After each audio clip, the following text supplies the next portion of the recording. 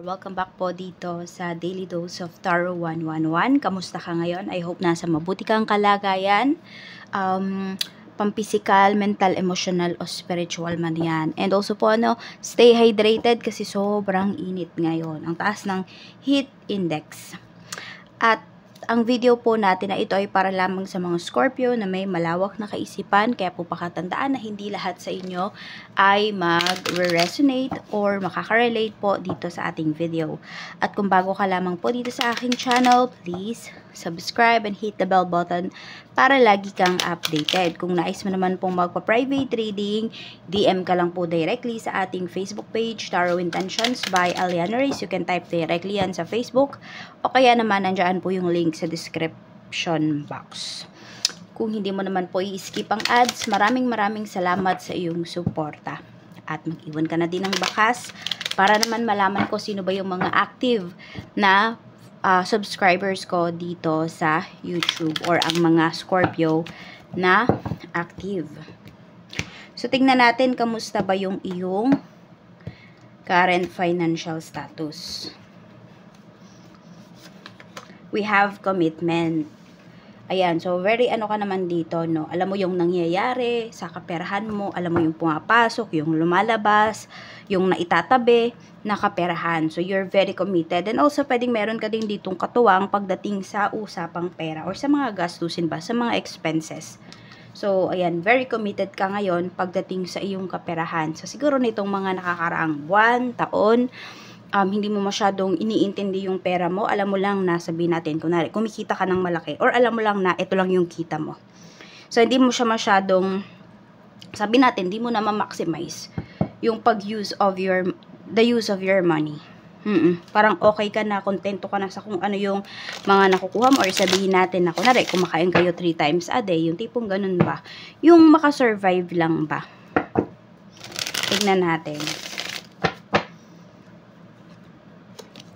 Temperance. Ang tagal mo din talagang naghintay. Ayan po. No? So, ang dami mong hinil pagdating dito sa kaperahan mo. The way you handle your money. Your relationship with your money. Pwedeng hinil mo po iyan. So, dati meron dito sa inyo na parang hindi nyo nga na-appreciate yung inyong kaperahan. Pero ngayon, ayan po, nagbabago na yung tingin ninyo pagdating sa pera. Mas napapahalagahan nyo na po yung inyong mga kinikita. And also, yung iba din po sa inyo is pwedeng ang pinagkakagastusan ng iba ay pagdating sa health.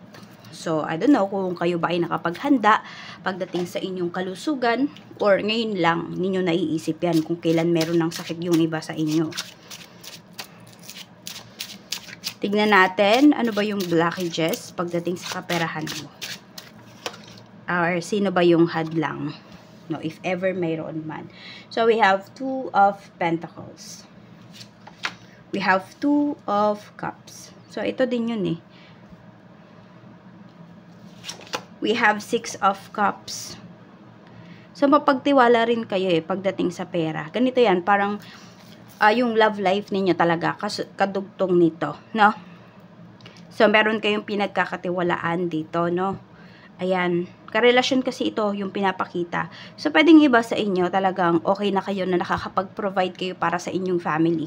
So, yung ibang aspect ng life, sabihin nga natin yung healthcare, yung mga ganyan, pwedeng hindi nyo yung nabibigyan ng pansin nakaraan.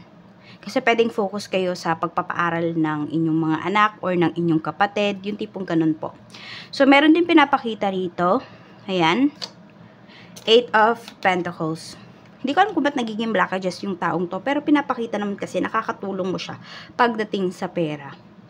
Sa gastos ba? Ganon. So, pwedeng may tinatago sa'yo. Tingnan mo kasi meron tayo ditong 2 of Pentacles. So, pwedeng meron dito, no, na pinagkatiwalaan mo. Pwedeng asawa mo to, pwedeng partner mo, pwedeng kahit sino yan. Basta pinagkatiwalaan mo in terms of money. Meron ako nakikita dito na doble kara yung tao na yan. So, sabihin natin, yung asawa mo, tumutulong pala siya sa family niya. Or may pinag-aaral pala siyang kapatid, pero hindi niya yun sinasabi sa'yo. Or the other way around, pwede naman na ikaw yan towards your person. Diba, ikaw pala yung may pinag-aaral sa side mo. Pero hindi mo yun ino-open up sa kanya. Bakit? Kasi iniisip mo na nagtatrabaho ka naman, nagtatrabaho din siya. So, dumating ba kayo sa point na parang wala kayong pakialaman nandito pagdating sa pera? Meron pong ganyan na pinapakita. We have the Fool. Ayan pa. Ayan nga, parang kanya-kanya ba kayo? And meron talaga dito, no, hindi nagiging honest. Pagdating doon sa kinikita, pagdating doon sa mga tinutulungan. Siguro pag ganyan, dahil mag-asawa naman kayo, ganyan, diba, may commitment nga dito eh. Kung ano man yung lalabas nga or papasok na pera, paalam nyo po yan. Kasi pwedeng, in the long run, no, pwedeng pag-awayan nyo po yan.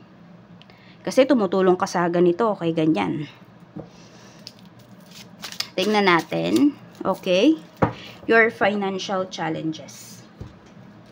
Ano pa yung financial challenges mo?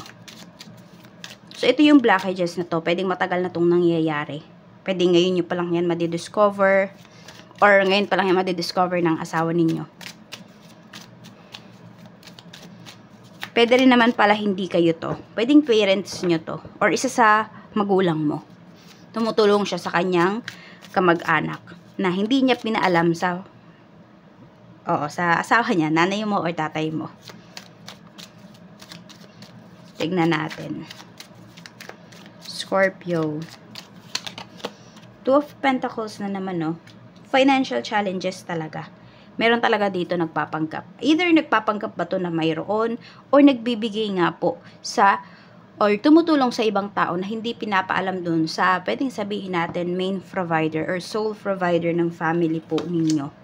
Two of Cups, oh my goodness, inuulit lang yung cards natin, nakikita nyo ba? This is Two of Pentacles. This is Two of Cups.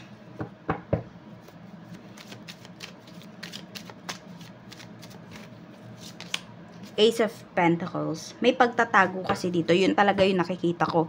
So, isa po yan sa nagiging financial challenges nyo po talaga. No? May nagtatago. Meron din naman dito, pwedeng nawawala naman ng time sa family ka katrabaho. Pwede rin naman kasi na ito ay dalawang trabaho. So, ayan.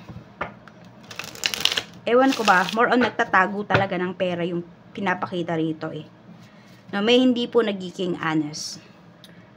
Ayan, financial challenges mo rin, yun nga, meron nga dito, no, either nga, asawa mo to, or any family members mo, na nagmamalaki, na tumutulong sa iba, pero hindi naman niya pera yung pinatutulong niya, yung tipong ganun po. Kaya, tingnan nyo kung pagkakatiwalaan nyo pa ba yung tao na to. Okay, pwedeng asawa mo to. Need lang talaga is maging honest din sa isa't isa. Kung sino man yung humahawak ng kaperahan po sa bahay, sa inyong mag-asawa, kailangan maging honest.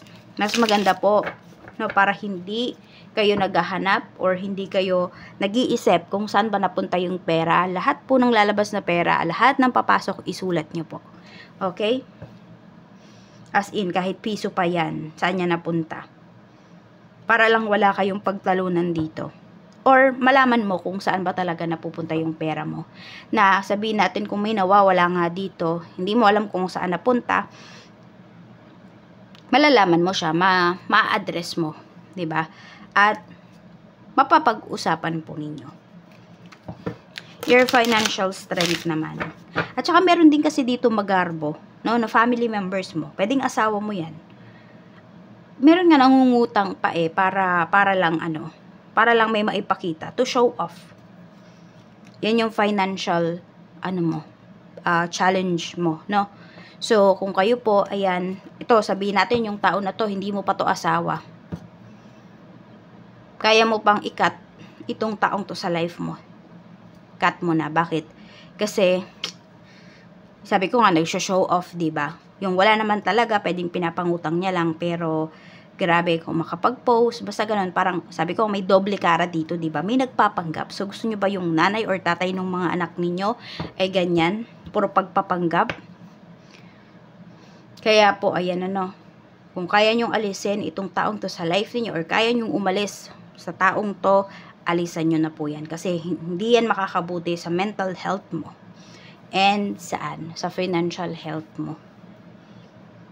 Tingnan natin, your financial strength. We have the Hermit. So, karamihan naman po sa inyo, Scorpio, parang alam mo yung sobrang simple nyo lang. I mean, kaya nyong maging simple. Kaya nyong tumahimik. Isa yan sa mga financial strength mo. 10 of Wands. And yes, ayan po, nahihirapan man kayo, pero alam mo na yung pinaghihirapan mo is, na-appreciate mo, at alam mo na yung mga pinaghirapan mo dito, ikaw yung makikinabang. 10 of Pentacles. And hindi lang ikaw, pati yung family mo. Sabihin natin yung family na anak mo, asawa mo, yung tipong ganon. So, lahat ng paghihirap mo dito, alam mo na meron niyang kapupuntahan. So, you stay committed dun sa mga bagay na nagbibigay ng pag-unlad sa'yo. Kaya nga kung may mga tao dito na mapagpanggap, alisin mo na yan sa life mo. Or, kung hindi mo naman yan maalis sa life mo, you should address kung ano ba yung ginagawa ng tao na yan. Tapos, meron din pinapakita dito, pwedeng may mga properties, ayan po, or kung may nagpapagawa ng bahay dito. Or nag-iipon kayo ngayon para sa inyong mga anak, sa future ng inyong mga anak, ayan po, makukuha nyo talaga yan. So, where will you find abundance ba? Sa trabaho, sa negosyo, or both? Pili po kayo 1, 2, or 3. Tingnan natin, Scorpio. Pero kung maganda naman na kung feeling mo successful ka na dyan sa kinalalagyan mo ngayon, o di mag-stick ka na lang dyan, diba? Enjoy mo yung, yung nangyayari sa life mo. Okay, number 1, tignan natin. We have the Magician. Negosyo po ang pinapakita rito. Number 2, 4 of Cups. Kung nasaan daw kayo ngayon, hindi kayo dyan uunlad. I don't know kung nasaan kayo. Sa trabaho ba or sa negosyo. Hindi pa po ninyo natatagpuan yung bagay na magpapayaman sa inyo. So, need mo ng career change. Yan yung mensahe sa'yo kaya yan yung sinabi ko. 3 of Pentacles, so work po. Number 3, so work. Okay, so yan lang po yung mensahe. Yung pumili ng number 2, pag-isipan nyo na kung nasaan man kayo ngayon. Kasi, sabihin natin, parang hindi full bloom kasi yung pag-unlad dyan. So, will money be coming your way ba? Kung meron kayong hinihintay na kaperahan, tignan po natin. The Emperor. Yes po, paparating po ito. Kaya lang, you need to take actions din. Yun yung sinasabi. With this, the Emperor. Okay? So, yan lang po. Maraming salamat. Mag-iingat ka and more blessings to come.